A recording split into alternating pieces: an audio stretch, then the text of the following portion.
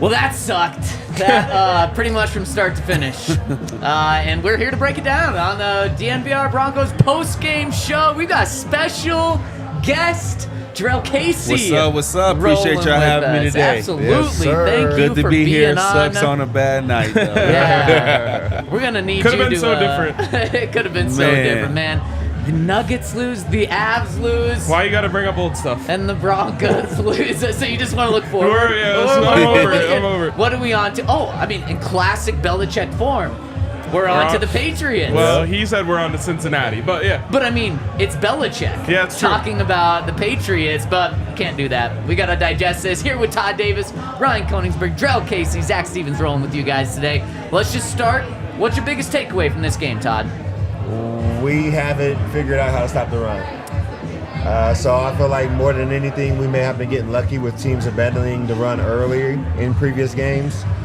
So that, statistic of giving up 5 or 6 yards to carry, I think we definitely did it tonight, and it was our Achilles heel, man. We couldn't stop the run, led the play action pass, and we just kept getting burned. Yeah, 100%. And I mean, it was just the game that we feared. We talked about last week how Gibbs and Montgomery ran for over 6 yards per carry each. Yep. And I think they did that even more drastically tonight. Let's see, Gibbs, 9.1 yards per carry, 11 carries, 100 yards. And he wasn't even the guy that had the most carries on their team. Yep. Then Montgomery, 17 carries, 85 yards, 5 yards per carry. So their worst running back had 85 yards on 5 yards per carry. What a night. Tough. We could have used both Jurrell and Todd out there tonight. That is for sure. Boy, Instead, I don't know. like it was I don't you know. and Stopping me. the run would have helped or not. They couldn't stop the pass either. So yeah. it was just a rough night overall. I think it was pretty bad. Jared Goff, you mentioned not being able to stop the pass. 5 touchdowns. My 5 God. touchdowns. Jared Goff. 134 passer rating. The Raiders got rid of him for a reason. The Rams got rid of him for a reason. Yep. And tonight he was like, "Hey, I'm proving y'all wrong." Yeah. Tonight was one of those nights. Definitely, he's been doing a great job up there in Detroit this year. I give him props for sure. He showed out tonight. Yeah. And honestly, big credit to Ben Johnson, the offensive coordinator for the Lions. Yeah. He got the Broncos in bad matchups all night long. Yeah. I mean, you've got Alex Singleton covering Khalif Raymond. Yeah. You've got P.J. Locke covering Amon-Ra St. Brown. It was just like one after another. It's like, why is this happening? But you got to give them credit. They were killing it with the motions, just getting the Broncos in bad situations. Yeah, it was tough. I mean, we love to attack people by having everybody lined up on the line of scrimmage, but you can only move so far from those positions. If you're lined up on the left side and you're supposed to blitz, or you have a new coverage based on motion, sometimes you got to step out and take that guy. And I think we're just getting caught in bad positions tonight. Yeah, and then caught in bad positions. The Broncos love to be aggressive on defense. Yep. They still brought the heat a lot, and the Lions just had the answers. I mean, and so credit to Ben Johnson, credit to the Lions offensive line, credit to Jared Goff. Only 2 sacks for a team that brings pressure, and they were doing it again. P.J. Locke was coming. Pat was coming. A lot of guys were coming, and there was just no answer. And Whoa. when you're I knew you were Hey, yo. I just tried to push through after I said it once. yeah, they knew they were going to see man coverage in third down scenarios and big plays. Yep. And they went to the same thing over and over again. Angle route, angle route, angle route. And that's really hard to defend in man coverage, man. So again, credit to them. My big takeaway is that the defense let them down tonight, and I think that kind of goes to the stopping the run. Definitely. But this team has been built on getting in close games, staying in there, and having Russ make big plays late. And it was just never there tonight. The defense, we can go back and forth on that 4th and 1 and the offensive offside and all that. But, after that, the defense just continues to get run over. Did they punt once tonight?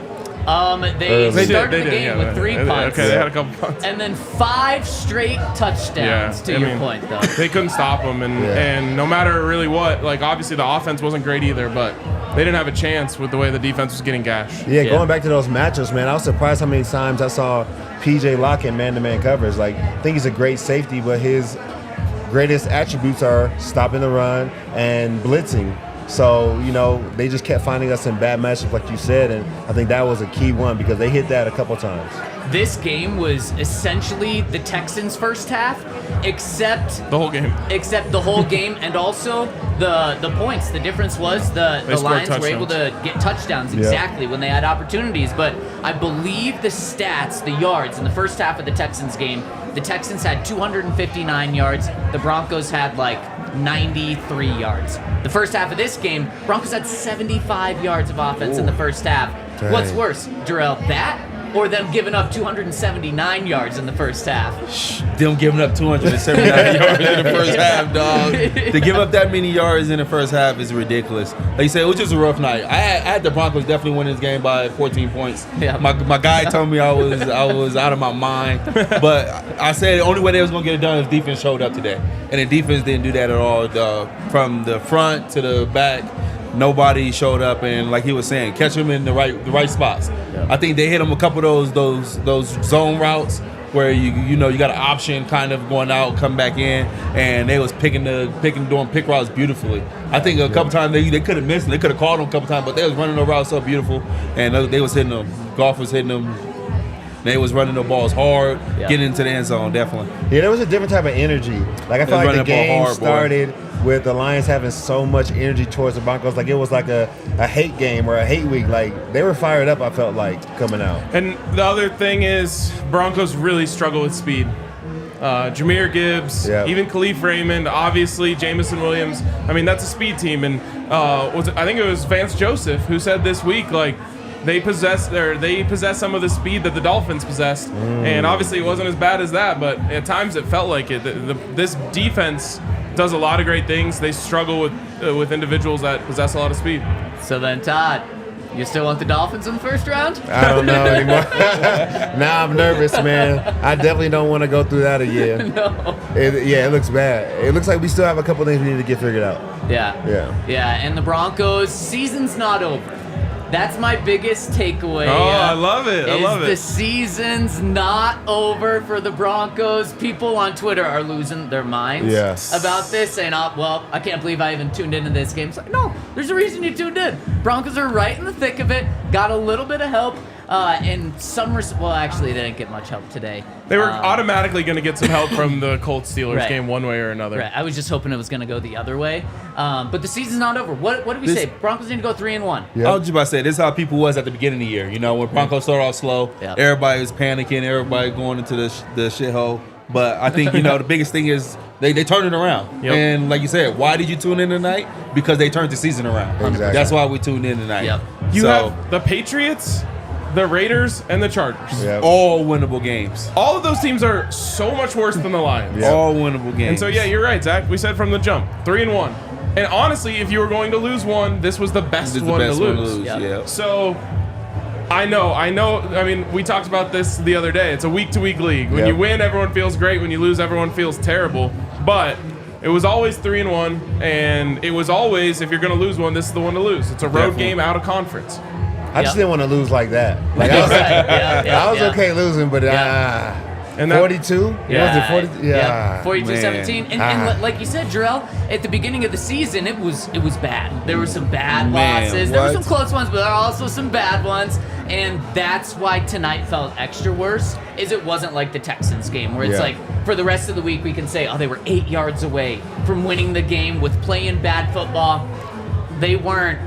We'll get into the officiating and some questionable calls, and maybe should they challenge something. But none of that is going to be the difference in this game. I think the type of team that the Broncos are this year, with the whole rebuild and all that, I think this schedule lined up perfect for them. The way how they started off, the way how they came in mid-form, and you got to, when you already on the road, you got to take a quick hit before the playoffs come.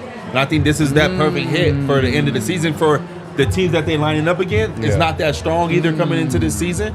This is big wins for them coming to the next couple of games and leading to the playoffs to get themselves ready to go.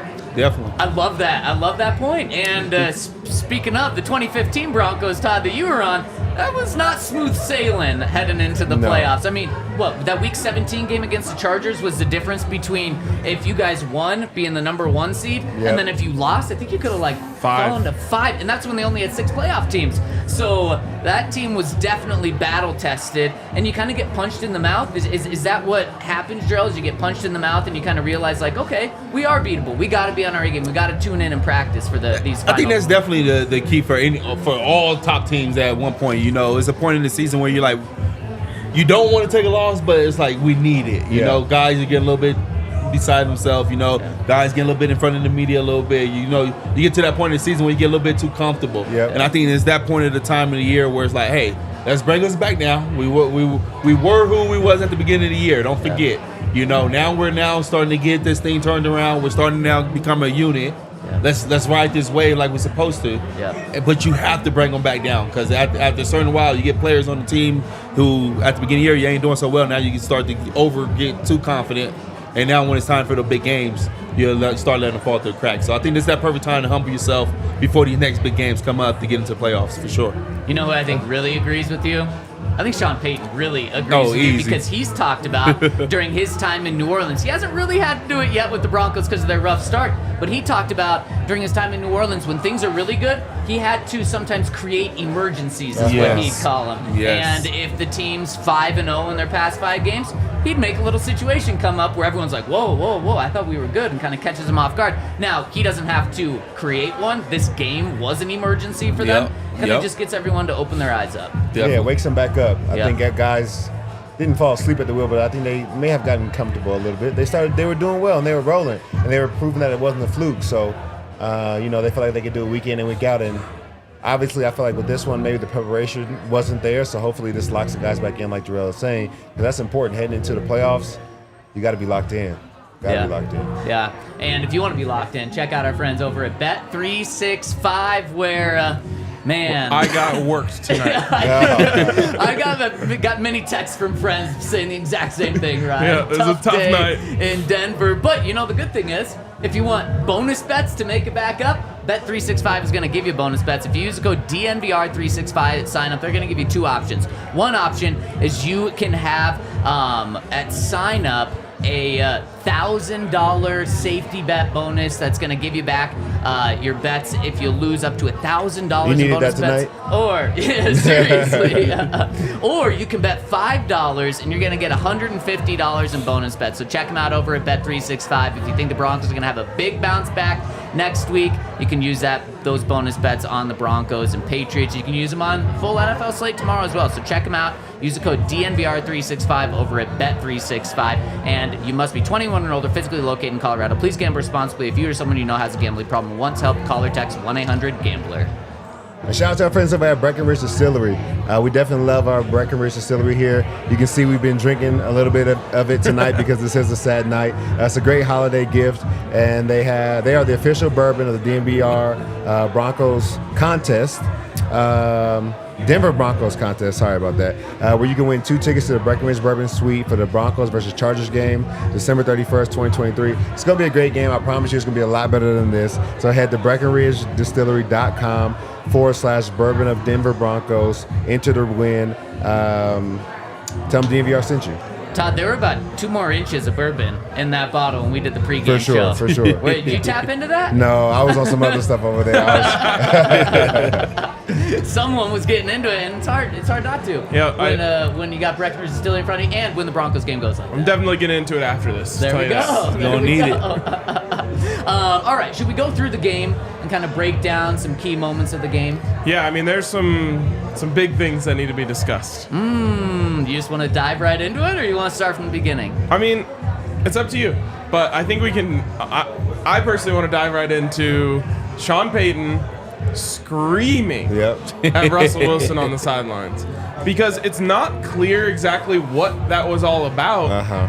And I think you can kind of try and guess, but that was an interesting moment. And Russ was completely stoic. He looked like a statue. He didn't shake his head and say, okay, yeah, I got you. He just kind of took it, and then they went their separate ways.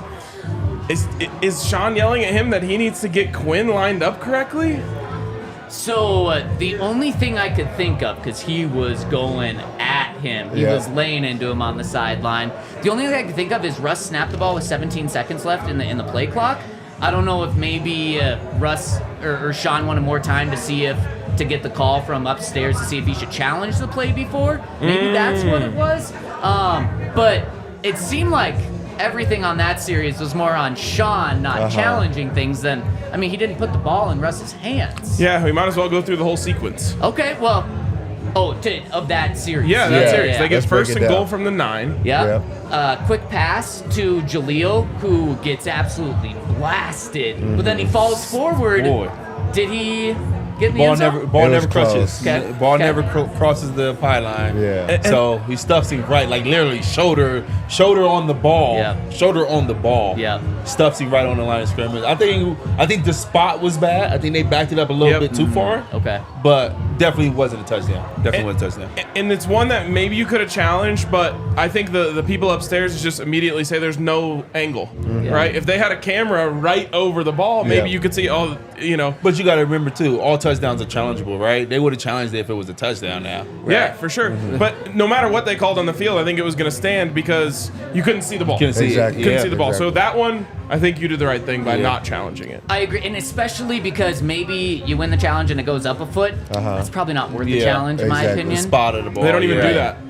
Oh, it's just Yep. challenge, touchdown or not. They'll only consider it a one challenge if it's a first down or a touchdown or it changes the whole outcome. Well, then there you go. Then you're definitely not going to do that. Then next play, Javonte. So close. man. Yeah. Did he get in? Again, I don't know. That was tough.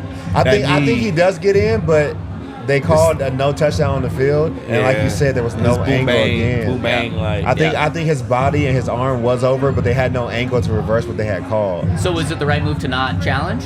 Yes, because I don't think there was an angle where they could have said, yeah, he was actually in. I'll tell you who I have an issue with there, and it's not Sean Payton. It's Javonte.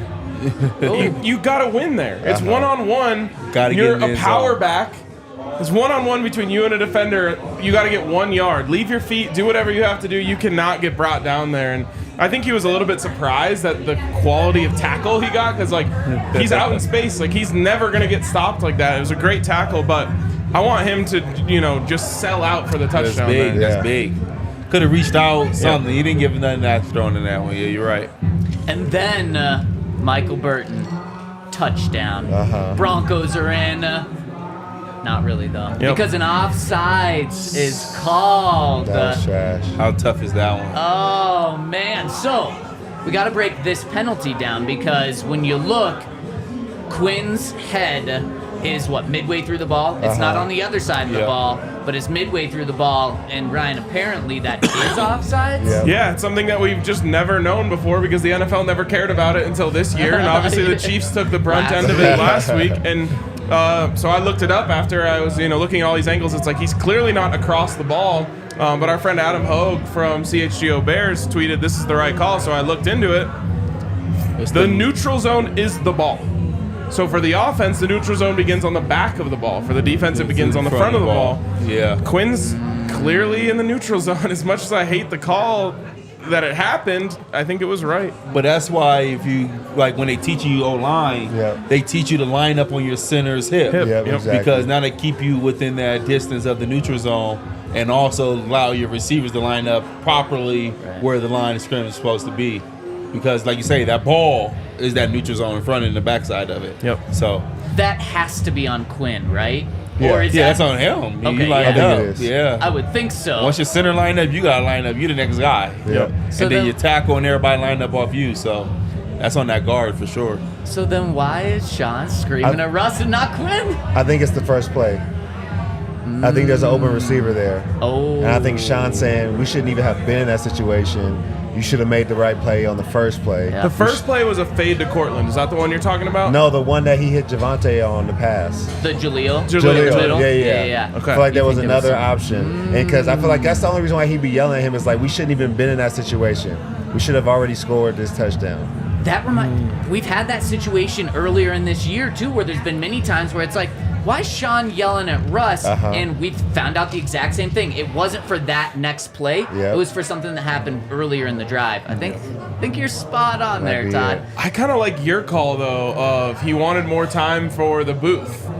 You're in charge. You know, when you're on defense, you know the offense is running up there. They're going to try and snap the ball as fast as they can.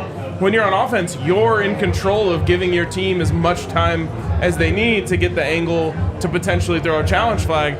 I didn't know he snapped the ball with 17 seconds on the clock. 17 seconds goes a long way in watching those replays. That might be it. Yeah.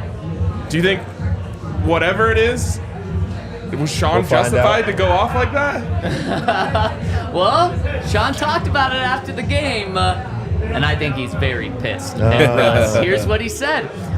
So Sean insisted he was mad about the penalty called on Quinn rather than the play at the line of scrimmage.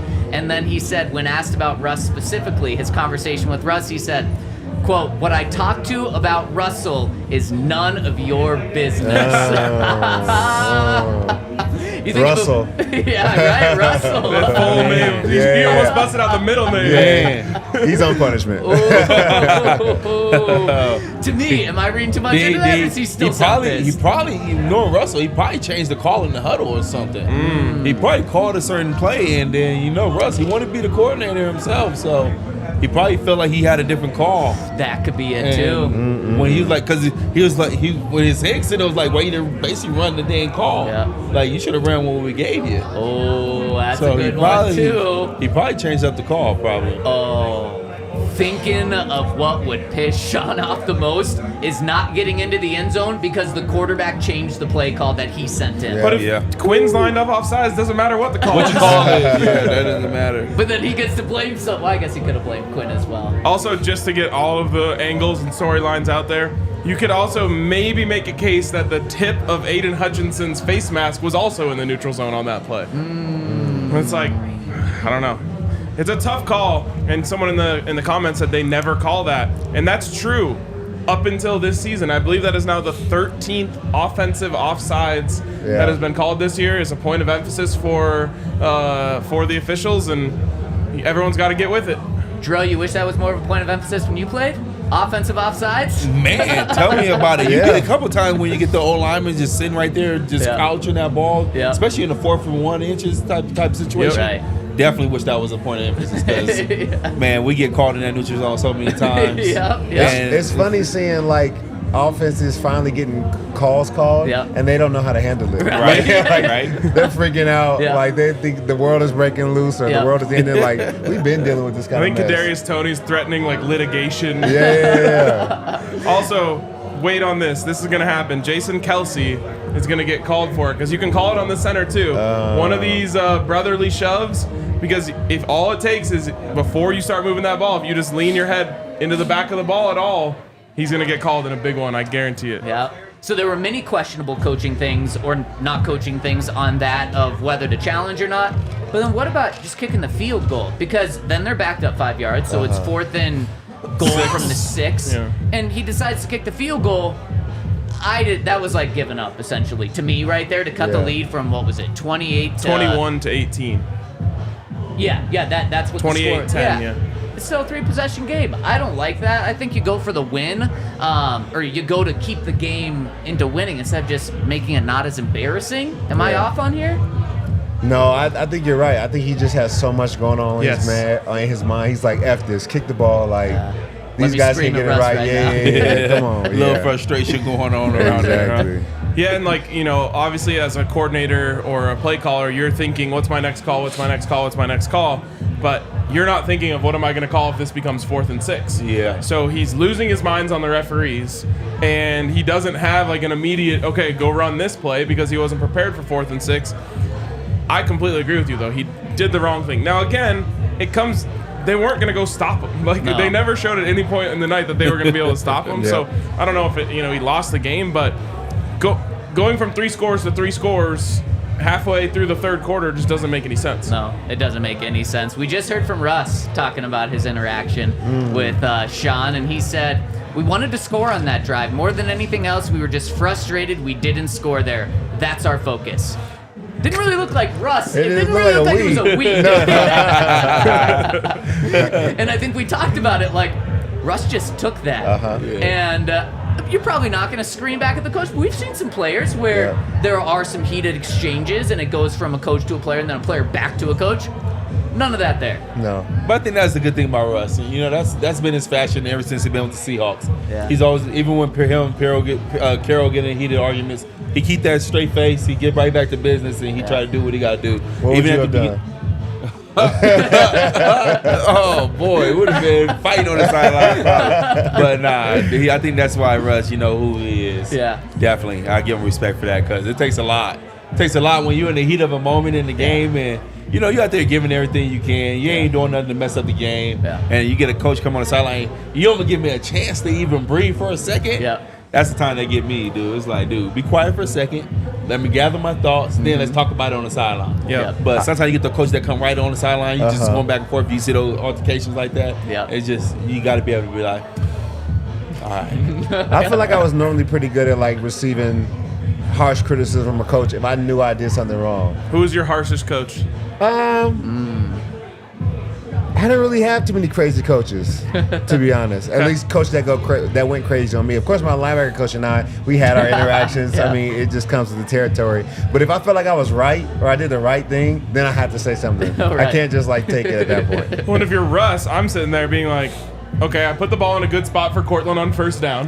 Nice play from the defense. On second down, I hit Jaleel. He gets to the 1-inch line. On third down, had nothing to do with me. Yeah. And fourth down had nothing to do with me either. What are we doing here? Yep. That's why it could be something earlier in the play or earlier in the series. Exactly what you're saying. Maybe he did miss someone on that Jaleel. Maybe. Interesting. Okay, so let's now go through the rest of the game and what was important here. And before we do, let's give a shout out to our friends over at Breckenridge Brewery. Breckenridge Brewery. Shout out to our friends over at Breckenridge Brewery. Some of the best beers in Colorado, some of the best beers in the world, and you can find them anywhere if you use the Breck Brew Locator. Go to their website, breckenridgebrewery.com, and you can find the Breck Brew Locator, type in your favorite beer or any beers, and find any Breckenridge brews within a 50-mile radius of you, so you can go get them. Depends on if you're in Colorado, Alaska, Hawaii. Check it out. Use the Breckenridge Brewery Locator, and you can get some Broncos Country Pale Ale if you're here in Colorado, which is always nice to have during a Broncos game. Really tough day going over to Bet365 and betting, but maybe not as tough of a day if you're going over to Prize Picks and doing daily fantasy, where Prize Picks is the largest daily fantasy sports in North America. They make it easy to play, and here's the thing: you're not betting against, or you're not going against other people. You're just going against numbers, which is really cool and unique about Prize Picks. You're going against 2 to 6 players. So you pick 2 to 6 players, and then you just try to build the best lineup. So if you had Jared Goff tonight, unfortunately, really good for your lineup. And you can win up to 25 times your money with basketball season here. And what you do is you pick 2 or more players, pick more or less than their projected stats, and place your entry. So it's really easy, straightforward, picking over-unders here. And you can do it. You can combine football and basketball in your play, which is really cool. With the Nuggets and Broncos playing tonight, you could combine those easy as well. So you can do Cortland Sutton over with Jamal Murray, and you can combine those. So really cool. So if you want to check out Prize Picks, what they're going to do is they're going to give $100 out when you sign up. So make sure to go to prizepicks.com/DNVR and use code DNVR with your first deposit match up to $100. Prizepicks.com/DNVR. All right, let's jump in here. Top 5? Yeah, let's go through the top 5. Top 5 Bet365 top 5 reasons Broncos lost. Yep. You want to do that? We Todd? can do that. Let's do it. What's number 1? Couldn't stop the run. Yep. I think that has to be it. 180 yards rushing. They were unstoppable. Yeah. Anytime they wanted to run the ball, they had success doing it. It really set up their play-action pass. And anytime you can't stop the run, I think you just, leave teams limitless. So that's always got to be the key. So that's the number one reason why they lost tonight. 6.6 yards per carry. Yeah. and they did it 28 times. Man. I mean, just how demoralizing is that for two defensive guys when you just know you go into a game knowing that they're going to try to run the ball, you know that you have to stop it, and then you just can't. It make you not feel like a man no more. You know? You go out there and you Just feel soft. You got one job up there front, and that's stop the run, man. No matter how much it is to put pressure on the quarterback, that's for the guys on the edge. Yep. But for you guys in that middle, man, to stop that run and just let somebody just pound it after run, it's just, like you say, it just brings you down, brings your team down. Because the guys on the backside, they see that. They feel watching it. you, yeah. Because you think about it, like, they the first one to see everything happen. They watching your back. So it's either a 350-pound guy getting blown backwards or a hole opening wide up. Yep. And that view for them is just like, dude, over and over. Yep. They don't want to hit nobody. Yeah. But every time they you got a guy running almost, 15 miles per hour once they hit secondary? Yeah. And so I know, that got to be pretty rough. I feel like you don't even want to see their face on the sideline. Man. Because when a deep pass hit, we the first one to look back like, talking bad. What's going on? So to have one of those days today, it was definitely rough, man. Definitely rough. But I'll say the number 2 thing that beat them today, I say they didn't have no offense, period. Their offense just did not show up. Yep. I know the defense had a bad day, and it's hard to get anything going, but when your offense not doing anything, you have no breather. You have no time to rest. Yeah. Like, we got to take that into account, too. I think today 100%. their offense didn't show up, not in the pass game, not in the run game. They just was missing all the way around the board and didn't give their defense a chance to breathe or calm down not one bit in this game. So I think the thing is offense didn't show up at all either. Yeah, I think the offense is kind of thanking the defense because they're taking all the heat off of them because 75 yards of offense in an entire half? Crazy. Like, that's just okay for a quarter. And a half? Yikes. Yeah, and I give him a pass on this one because he's been so good. But Sean Payton just had a bad game plan today, I thought. The Lions came, they decided they were going to bring a lot of pressure, and the Broncos didn't have an answer for that until the second half of the game. I mean, you start the game, you did have a nice play to start the game, but that drive ends in a fumble, then it's punt, end of half. And after the half, they kind of figured some things out and were able to get some offense going, but whatever they thought they were going to come out and do against the Lions, they could not do any of it. They end up rushing the ball for 3 yards per carry. We knew running the ball was going to be hard, and I didn't feel like they schemed up anything from in the passing game that gave them a chance to have success earlier in this game. 100%. I think that 3 yards is actually like they passed that towards the end of the game. Yeah. Because I feel like it was nowhere near that the first 3 quarters of the game. They got some good runs towards the end of the game that kind of boosted their stats, but it was bad. It was really bad. The first half rushing, 12 carries, 25 yards. 2.1 yards per carry. Yep. Bad. And when it cut in, 11 of those yards were Marvin Mims on just one run. So Javonte, 6 carries in the first half, 6 yards. Man. Tough. 1 yard a pop. Yes, Man. tough. Yeah. And to play off of that, the offense was so bad, the 75 yards is so bad, 40 of those yards came on one play. The very first play of the game with Jerry Jeudy, where that was dirty, when he broke a guy's ankles. And then it felt like, okay, here we go, they're going. And to point to a specific play, maybe the fourth thing is that Russ fumble at the beginning, because it's like, man, Broncos are going. You just forced the Lions to punt to start the game. Now you're getting the ball. Jerry Jeudy has a big play. They were at least going to get a field goal. The Broncos were going to take the lead, something they didn't have the entire game. And they were going to start the game on the right foot. Momentum shifters. And man, exactly, a big momentum shifter. And Russ, offensive line has to get better protection. But Russ just has to protect the ball better. You're going to get sacked at times, but you got to protect the ball. I think that's been one of his big weaknesses this year is not protecting the football. Yeah. 5 fumbles. Just trying to run around with that ball very loose, and you got to learn how to protect it. I think that's one of the biggest things, and that's going to hurt them going into the playoffs if they make it in there. Got to be able to protect the ball, and not just him. I think the running backs had a hard time with it this year. The receivers had a hard time with it this year. It just, their offense got to start protecting that ball a lot more. Yep. sure. It's hard because Russ has made a lot of plays with his feet. Yep. And so you see him, they're obviously crashing the edge. He's coming off a bootleg. And you think, he might be able to slip someone and go make a play, and just wasn't there, and he leaves the ball out. Easy strip. Yeah. I have to imagine, too, when especially a quarterback is having some ball control issues, as a defense, isn't that just preached on during the week, and then once you're on the field, you're just smelling blood and looking for that all game? Yeah, they talk about it, and we have, our pregame, or, even, throughout the week, our breakdowns, they'll say, hey, this guy will give you one. If you go after the ball, you see him scrambling, you can get one off of him, you just got to go get it. So it's definitely talked about, and I'm sure they practice it. Big difference. For sure. And, because I know for a defense, for sure, they even have guys come out there and scout team. He's a guy that like to run the ball like this. He's a guy who like to do, and they have the guys scout team service run around like that, so you can practice on defense trying to strip the ball. Exactly. So if you ever see them just focusing on that, it was a big emphasis that week, definitely for sure. Yeah. I'll go reason 5. No pass rush. No pass rush. None at all. Nada. And I know it makes it harder when you're allowing the run like that, but there's 3rd and 9s out there, 3rd and 11s out there, and they weren't able to get anyone home. I think Jonathan Cooper got a sack at the end of the game, so that was one. And then you had DJ Jones get one earlier in the game. Yeah, that was nice. And that's the one that got them out of field goal range after the fumble. So that's the first drive and the last drive. Nothing in between. And you just can't leave those guys out there that long, especially when you're going back to my original point. They were getting great matchups. And so it's you've got Khalif Raymond comes in motion.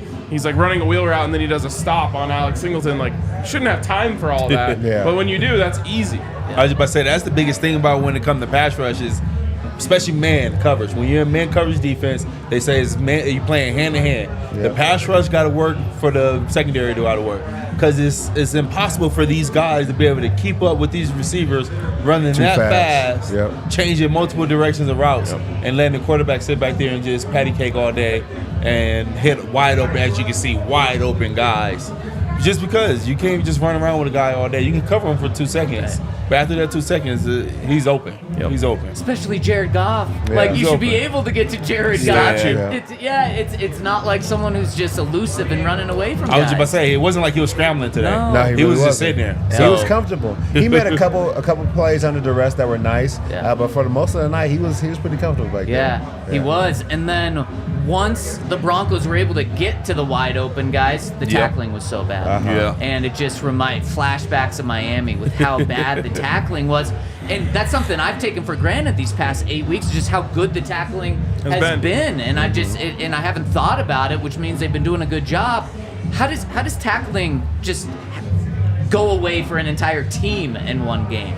Oh, that's tough. I think they've had their issues. They've had their issues throughout the season. So it's just been the ebbs and flow of being able to wrap up your guy and tackle. And I don't know if they were tired from a long trip going to Detroit. So I was going to say, you don't have, Josie and Alex don't really miss tackles. Alex had a couple issues early in the season. Yes, early. But since then, especially Josie, he's so consistent. Exactly. They were just grabbing air tonight. It's be one of those nights, the speed. It might be the speed. It might be the speed of the players that affected the most. Yeah, there was one on the sideline. I think it might have been Moreau. With Jamison Williams, and it's hey, you have the sideline. The sideline is your friend. Just push him out of bounds. Just go get him, and he kind of breaks down, and Jamison just scoots up the sideline. It's they just had a bunch of those tonight, where it's they didn't attack. I mean, the very first play of the game, wasn't it PJ Locke who had St. Brown on the sideline? And then he wasn't able to get him. He shakes off for an additional 10 yards or something like that. Man, it was... morale gets you too, man. When you see things like that, one of your best tacklers get shook out there. It throw people off a little bit. Be like, whoa, hold on. If he shook him, what's going on today? Get ready. So I think a lot of times they go out there and you get a little nervous now. Like you say, you're not firing off no more because you're now worrying about their speed, trying to make sure you don't miss that tackle. And you're gonna bound to miss that tackle for sure. Right. So I think that's probably another thing that could have been happening tonight, is overthinking themselves. Yeah. Good news, I can't think of any fast player on the Patriots. No, thank God. Should be a good one. Honestly, the last 3 teams don't pose that matchup issue at all for the Broncos. this is the first time we've talked, besides the pregame show, since the Chargers have cleaned house. Fired head coach, fired the GM. Yeah. So that means the final 2 games of the season for the Broncos, they're going to go up against a backup quarterback, an interim head coach, and an interim general manager. General manager part doesn't really matter. Those are scary moments, though. This when those interim coaches come in and we getting that team fired up. So how long does that last? Usually one game. One game. So well, the Broncos, it works out perfectly because they won't get that first interim coach game. No, they will against the Chargers, won't they? No, because that'd be next week. Yeah. So okay. Yeah, that's good. And then you go. Because I agree, those are scary games. Yeah, they are. Man. Because everyone focuses a little bit. It's a different type of hype there. Yeah. And then you have, probably Zappy starting for the Patriots. Yep, 100%. So 3 straight backup quarterbacks finish the season. Come on.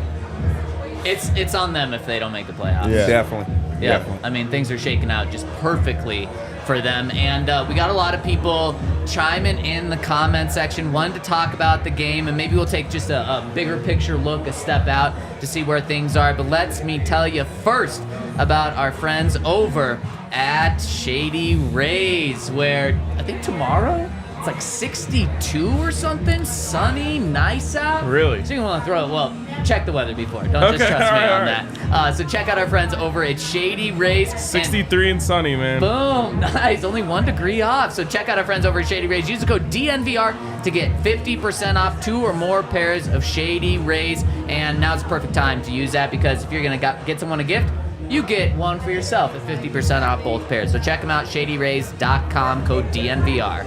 So funny because I was thinking back to that show we did where everybody couldn't hear you, and literally I had Shady Rays pulled up and I was just about to start reading. I took one last glance. I was like, oh shoot, that's got to be the wrong one. All right, let me tell you about our friends over at Backus and Shanker.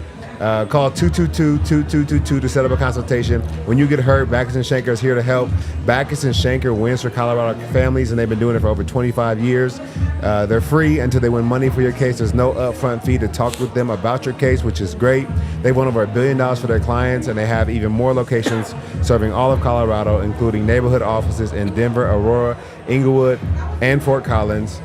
They have more than 30 lawyers on staff, so they have more than enough people to protect you. If you were hurt and weren't at fault, whether it was an accident, motorcycle, ride share, pedestrian, truck, call Backus and Shanker 222-222 to set up a consultation.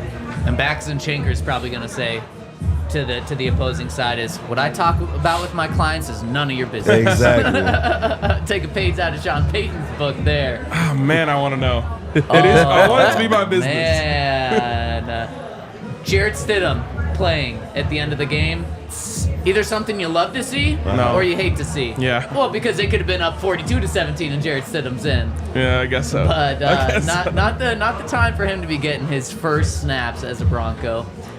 Okay, let's hop into the comment section. We've got some super chats rolling in here. Oh, a lot of them. Andrew chimes in and says, I really hope we don't make it to the... Am I reading this right? Yep. I really hope we don't make it to the playoffs, and get embarrassed again on national TV. Dang. I'm glad we don't have big commitment on the linebacker side. Wow. We have a chance to clean house in that position. Wow. They've been playing great all year. I know. That's just pure slander. Sorry. No, I was going to say, was this a bad game from the defensive line? I think it was a bad game from everybody. Exactly. Yeah, all the way around. I was going to go through all. And yes. It was a bad game from everyone. I mean, there were even people saying, like, Pat Surtain's way overrated. Oh, my God. And that's absurd. Yeah. I also... I disagree with the linebacker comment. Yeah. They had a bad game. So did the entire defense. Yeah, When you give up exactly. like 500 yards and 42 It's more points. than two people. Exactly. Yeah. And it means that everyone did that. Exactly. Yeah. But Vance probably had a tough game as well. Everyone did. Yep. I mean, no one in the secondary is ever going to have a great game when everyone in front of them is playing poorly. And you could say the same thing about both sides. Yeah. But about the future of the linebackers, it's looking more and more like Josie that they're going to re-sign him, I'd imagine, because Drew Sanders, the guy that they brought in to replace Josie Jewell, is now just a full-time outside linebacker. So, like, they moved him position. So, looks like it's going to be the opposite of that commenter. Yep. Also, I feel like we always have to do this after a loss. Broncos are still at 500. Right? Yep. 7-7. Still 7. They're They were 1-5. Right. We got to have a little bit of perspective here about where this team is headed based on where they were. 6-2 in their past 8. Third hottest team in the NFL, I think. Yeah, it didn't feel like it tonight, but no, it didn't. And again, all these people saying they're cooked. All that happens tonight is their margin of error became very, very slim. They're far from cooked, though. Right. 100%. Just a little sizzle. You turn the heat on. Yeah, the heat's on a little bit, but a little sizzle. not good. Not good. Andrew again says, tinfoil hat take. Sean has been scouting a new quarterback throughout the season. When asked about the other quarterbacks, he's had a lot of info and scouting them. That's part of his he should job. have a lot of I was info just about on to the other say, quarterbacks. Yeah, he should know. Yeah, everybody. He should know kind of the league. I But- think that's part of his job. I would not be surprised if Sean has his eyes on 100%. other quarterbacks always, unless he's got Drew Brees as his quarterback. Yeah. Well, you would think that too. Russ is not necessarily his guy. Russ came in right before the last coach was there. They paid Russ, so he had to deal with that situation. I'm pretty sure he's ready for a newer, fresher quarterback, especially with this new year draft coming up. He's looking for a hot quarterback coming in, for sure. Even when Drew Brees was his quarterback, he went and got Taysom Hill because he was like, I want to do some other stuff out here. Exactly. And then on top of that, he said he was 1 pick away from drafting Patrick Mahomes. They were 1 pick away before the Chiefs jumped him, and he said he was going to draft Patrick Mahomes. Now it's I'd easy to say say that that now, but Everybody wanted Pat, right? I was gonna say Patrick Mahomes, Tom Brady. You got like the Bears GM who took Mitch Trubisky being like, yeah, I was going to take Pat, but some things went wrong. John Fox wanted him. So. Yeah, somehow he still went 10th, even though everyone wanted him, right? Really quick, let's go down the line. Do you think Russell Wilson's the starting quarterback for the Broncos week 1 next year? I'm gonna say no. I think that Sean is going to want more out of his quarterback for the next couple of years, and I feel like he feels like he can maybe mold a quarterback to do this and then also have more success for him down the line, so I'm going to say no. Jurrell? I'm going to say no also. I just think the money they can use next year to rebuild and start getting some players that they can bring in there, that's the main reason I'll say no. Not because of skill talent. I think more so they can use that money to get a different quarterback, go in the draft, get a different quarterback, and use that money to build up, get them some tight ends, get them some receivers that are going to really go out there and make some change for them. I'm going to say no as well. Wow. I don't think Russ is back next year. Brian? I'm going to say yes, and the main reason is because the financial situation, you're still really tied to him. Like, we know that it's better to move on from him this year than it would be next year, but it's still going to be a huge, huge undertaking to try and get out from under that contract and continue to build a roster when you're paying a guy that's not on your team that much money. So, I don't know. There's also a part of me that's like, Sean's like, I got 3 more years of this, and I'm trying to win a Super Bowl, and I don't think Russ can do it, so I'm going to try something else, but I'm going to say he is. And I think the biggest thing is that Russ is not Sean's quarterback. Yeah, Not his guy. Not his guy. Felipe comes in and says, this game was embarrassing. Don't deserve the playoffs. There's a lot of teams who don't deserve the playoffs, but someone's going to have to go.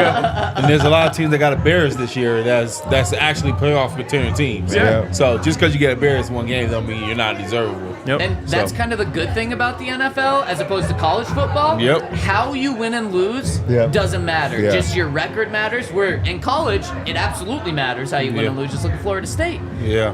So this is just a loss. Right. And at the end of the season, it's going to be looked at as 0-1. And like, again, we're just overreacting a little bit here. You always want a ticket to the dance. Anything can happen once you get there. Yep. Just like I was talking about earlier this week. Like, the NFL is weak this year. Yeah. And so you just want to get in and see what happens. You don't say like, oh, I'm afraid we're going to get a bad matchup and get embarrassed. No, you say, we got to get in there because once we're in there, anything can happen. Yeah.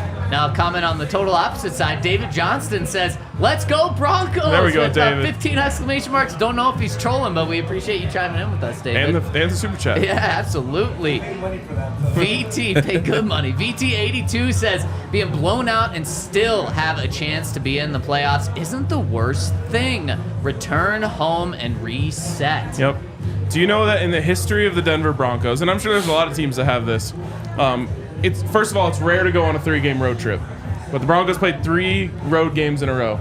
In the history of the Denver Broncos, they've never gone 2-1 in those games. Or 3-0. No way. Yep. 1-2 is the best they've ever done. Yes. So the Broncos just did the best they've ever done on a 3-game road trip. Yes, they did. Wow. That's But wild. first of all, it's rare. Second of all, it's really hard to win on the road. Yeah, it's super hard to win on the road. Especially if all accounts and reports was saying that Detroit was popping. It was bumping today. Yeah. Saturday. Oh, ready to go crazy? Yep. Yep. Yep. Yeah, Saturday they ready night. for party night, huh? Oh, God. And I feel like this was a real team. This is a real test. I'm not knocking any of our other wins, but this is the first time we played the starting quarterback with their starting weapons, and they were a formidable opponent. Like, it was a good test. And then what you hope to see from the Broncos is next week is what the Lions just did. The Lions just had a really embarrassing loss. Yeah, the the week Bears, before. a division opponent who's bad, and they got whooped 28-13. Yep. And So do they not deserve the playoffs? exactly. And Dan Campbell challenged his best players. He said, our best players played bad. I expect them to come out and have a bounce back week. Sean now can say the exact same thing about his team, about the best players as well. It wasn't just some of the back end. It was everyone Everybody, had a really bad game. And the good thing is you get to come at home on primetime TV again next week, Sunday Night Football, and you get to play a really bad team. So what a way to bounce back, or what an opportunity to bounce back, I should say. Michael comes in and says, we really miss Nick Bonito this game. Yeah. Pass rush just wasn't No there. pass rush. Not at all. Good point. Brad says, vibes got messed up when offensive play calling got too cute on the first drive, leading to the fumble. Sean Payton made some questionable decisions after that. I don't think a play action pass is too cute. If they did like a flea flicker and they threw it over his head, Melvin Gordon style, then maybe I would have said it was too cute, but it was just a normal play call. Yep. Good catch by Jerry on that first play, too. Yep. It was, the ball was out there. Not a bad throw, but good catch and good play after as well. Brad says, if last week was a team win, this was a team loss. Great point. Yes, it was. 100%. And that's exactly what Sean said after the game. He said, we were embarrassed. They just beat us all around. Sammy T says, Goff with 5 touchdowns? What happened to our defense? It's so. Oh wait, real quick. It's hard to see from here. So for a long time, I thought it said golf STD, and I was like, "What the hell is about to come?" Some breaking news, the biggest news of the day. And Hit this last one? Yep. David Freeze says, Arcade jinxed the Broncos country with the Super Bowl talk this week from Hank's Burner account. If it makes you feel better to blame me, go ahead. Go ahead. It's my fault. You sticking with it? The point was all about the rest of the NFL. And the fact that if you get in, anything can happen. The Broncos do sometimes things that win in the playoffs, which is run the ball and play defense. They didn't do it at all today. They got their asses kicked. But yeah, I still feel the same way. The teams that are going to be in the playoffs, there's going to be some bad teams in there. Yep. And there are a couple good teams. Most of them aren't in the AFC, though. Yeah. So, yeah, I stand on it. I have a question before we wrap up. I've been wondering this, Jurrell. You've been a lot of places in your football career, but you're still here in Denver. Why did you end up staying in Denver? Oh, man. definitely one of the big reasons, build a good community here. But when I got down here, my wife, that was one of the main reasons. She wanted to stay here. I was on my way up out of this joint. But then we ended up meeting Todd and him and his wife, and my buddy No Sean, him and his fiance. We just made a big old crew out here, and then when you find community, it's hard to leave. So I think that's been the biggest thing that keeping us around. It's just Denver got some nice people out here, man, and the weather is beautiful. We get outdoors. I'm trying to convince them to do naked in the phrase style camping. So we about to get that going. So we about to have that going. I'm about to get them on some wild stuff out here in Colorado. I can do the camping. I can't do the naked. You know what definitely not trying to be naked, but we're trying to do survival. Definitely trying to do survival. Trying to do the survival, Shout out to all our wives here. We just whooped them in Taboo tonight. That's our big shout out to, you know what I'm saying? Lost today. Oh, damn, Get up out of here. Oh, wow. Wow. This is a rare occasion for them. Y'all didn't put Noshan in there. We do couples game nights, and they finally got a win. They hype. They hype today. Yeah, it was a tough night for you guys all around. All around. Denver took L's all day, man. Well, we're glad you stayed, man, and I love having all you guys come around. Appreciate it. It's awesome. Blessings, it's awesome. blessings. And final one from Josh says, got out-coached or outplayed? Both. Man, I think. both. Everything. Yeah. Both, all the way around. You can't blame one area of this team because a play doesn't happen unless it get called, and it doesn't get executed unless the players show up. So it takes both. Yep. Coach 100%. Prime always says something about like you should be able to leave every game, every play saying, well, it wasn't me. Like I did my part. I don't know if anyone can say that tonight. Yeah. That's unfortunately Maybe the Jerry truth. Judy. Maybe. Oh man! And on that note, we're gonna be out of here. Jurrell, thanks so. I don't know if you're planning on staying just for 10 or 15 Appreciate minutes, having but me, you man. were with It us was the a whole blast. show. Appreciate it. Love Had a great it. time. Awesome insight. Todd, love it as well. Ryan, love it as always. And I think we're gonna be off tomorrow. Back on Monday, so stay tuned. 11 a.m. on Monday.